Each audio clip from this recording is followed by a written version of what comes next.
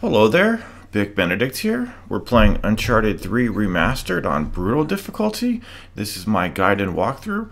We're currently on chapter 19 of 22, and we have arrived at the titular settlement. So this is entitled The Settlement. Boy, you've got to imagine that Drake is just thirsty as hell, having gone through the desert. So this chapter, I don't anticipate that it's going to give you guys too many problems. I'm going to let you know of anything that you might need to know of in advance. So basically, it's kind of comical the way you kind of crash through the door and wind up right in the lap of the enemy, as it were. But so we're going to find out that some new weapons exist on this chapter. Weapons that are pretty powerful, actually. The M9 we haven't come across, have we? And if we have, I apologize, but the first section is probably one that a lot of folks rue. I enjoyed it as much as I struggled on it for about I think it was 25-30 minutes. I just found it fun, though, as much as it was kind of frustrating. You know, the two, you know, just because it's frustrating doesn't mean it can't be fun. But anyway, so we're coming up on the fight, and we have no weapons, so we're going to have to acquire one. That means you're going to have to disarm an enemy of a weapon. Now there is, I know there is a weapon coming up a little bit next to some cover coming up over here, and I think it's the para. It's right over here. There's an enemy sitting right by the well swigging on some water. You got to imagine Drake wants some of that, you know, but now he's going to do some more combat. So what you want to do is head over here to the left, and now you can see the guy in the red turbine over there, if that's what that's called.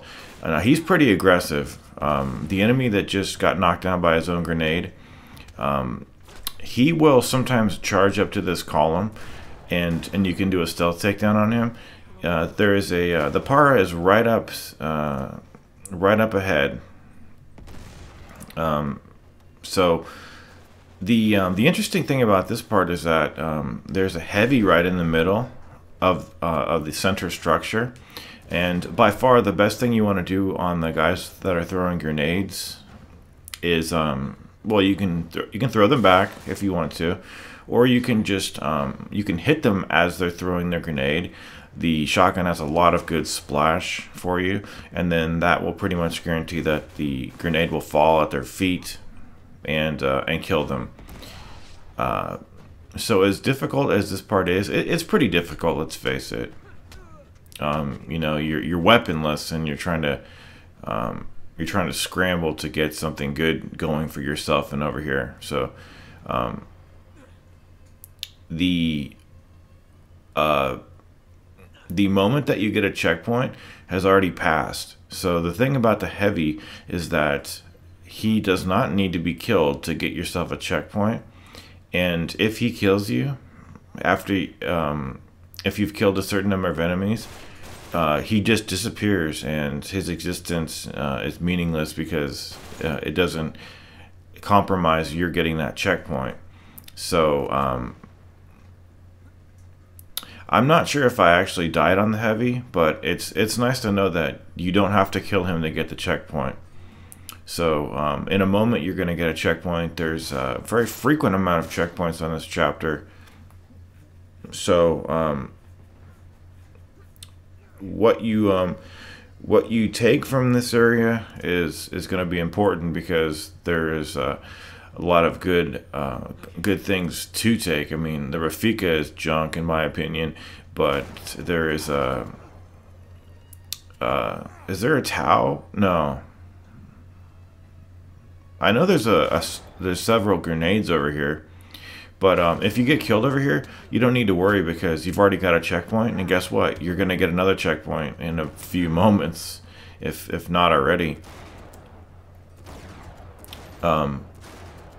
Yeah, so let's you either get I think you get a Tau sniper. I think that's what you get over here. So I hope it goes without saying that you should always be reconnoitering the environment and always doing your weapon switching. So a pair of grenades, and what do we have here? A Tau? Or is it a Magnum? A mag, yeah, it's a mag 7 from the looks of it, and I believe you can have as many as 7 rounds for it. So I'm comfortable with what I have. I hope you are too. So you want to come on down here. Just make sure you have a grenade because it's going to come in handy down here. I wouldn't waste a mag on this guy because we're going to be switching from this weapon to the bolt sniper rifle, and we're going to be able to get as much of the M9 ammunition from the next area as we can. So the moment you come over here, throw a grenade to stagger this guy, jump down, and if it doesn't kill him, finish him off. It did kill him in our case. You want to come up here closely, and then once you kill this guy who drops the bolt sniper rifle, you're going to get yourself in a checkpoint. So I decided to switch from my M9 to the latter. Oh, it's called the T-Bolt sniper rifle. T-Bolt sniper rifle only has 5 shots, but it is a very strong weapon, capable of knocking over a shield enemy with 1 hit. I didn't have any good luck throwing grenades back and killing the shield guys outright. So what I would have to do was I would do the aim throw and take him out with my own grenade. The enemies toss grenades a lot over here. Even the guy who turns up with the RPG, even he throws grenades. So you can definitely use that. Whoa, shit! See the guy that just fired the RPG? He's now throwing a grenade. See what I told you? See what I told you about that? So now the guy in the red turbine, he either him or one other person. I'm not sure if it's always him, but you will have somebody rushing you and running parallel to that point of cover that we were at a moment ago. I'm gonna come up here and grab this RPG. The heavy's gonna just take it and bear it. But you know the area that we climbed up to get to this area? Well, you can actually go down there if you want to. There we go. I like doing that kick. You can the cover that we were taking shelter with. You can go back down the hill and pick people off down there if you want to. It's not always the best thing to do because like you only have 5 shots and it can be kind of awkward down there, to be honest. So my recommendations over here, feel free to use at most 2 grenades because you should be able to recover the grenades from drops over here. And you know, always throw back grenades, use that T-Bolt sniper, and the moment that you get the indication that the arena is cleared, like I said, I hate to keep repeating myself, but reconnoiter that environment. Do not reset the checkpoint because that's going to make all of the enemy drops disappear. And pick up all the grenades you can. We should have 4 at this point. So just remember, in the space of these edits, I'm doing all of my looting, and at this point we should have 4 grenades, an M9 with 160 rounds, and I believe the Tau sniper. So we should be looking pretty damn good. So now this area over here, you're gonna clear out the column supporting this Jeep that's up on that upper platform, and then once you take this down, you should be getting a checkpoint for yourself, and then you're gonna have enemies being pretty aggressive to you. There's gonna be heavy standing by the gate at the end of the area, right over there. These guys, they man their posts at the end. So, there's also a guy shooting an RPG up there. So, to get through the gate, the game is going to require that you pick up an RPG and shoot down the gate so that you can proceed. So, what I would try to do is try to shoot some of the heavies with the RPG as you're aiming with the RPG to take out that gate. And a very doable section in view of the fact that you know, you've got a good checkpoint. And oh, you can hold. I thought you could only hold 12 with the Mag 7. Looks like we have 14.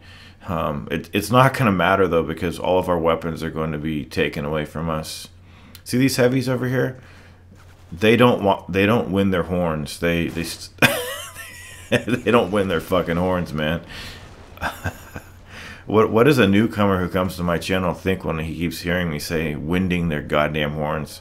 Anyway, so it's going to be pointless what you take, because we're going to be doing a horse riding section in the next area.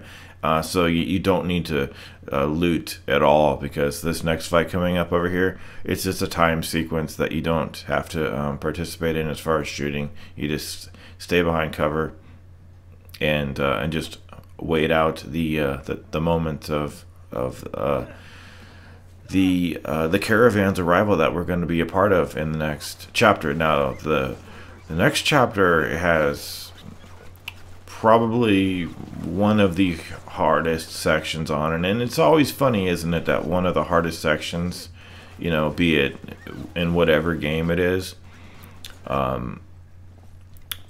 not the usual, like, it's not a gunfight. It's something awkward, and it's something different, and it's something that was not tastefully attended to by the people who, you know, polished up this game, made it look as nice as they could in 1080, and made it run as well as it could in 60. But anyway, we've got some solidarity somehow, some inherited solidarity with these good folks over here. I think his name's Salim. Now, I like that part of the storytelling. How it changes the perspective to one of the enemies firing an RPG, and of course it wasn't Drake that got killed, because, you know, this is his game.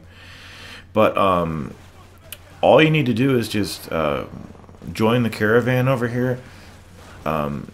Somebody's, I think I'm not sure who kills the guy with the RPG up here, but the game is going to auto grab this for you, and then it's going to require that you once again shoot the RPG at the gate so that the caravan can pass through.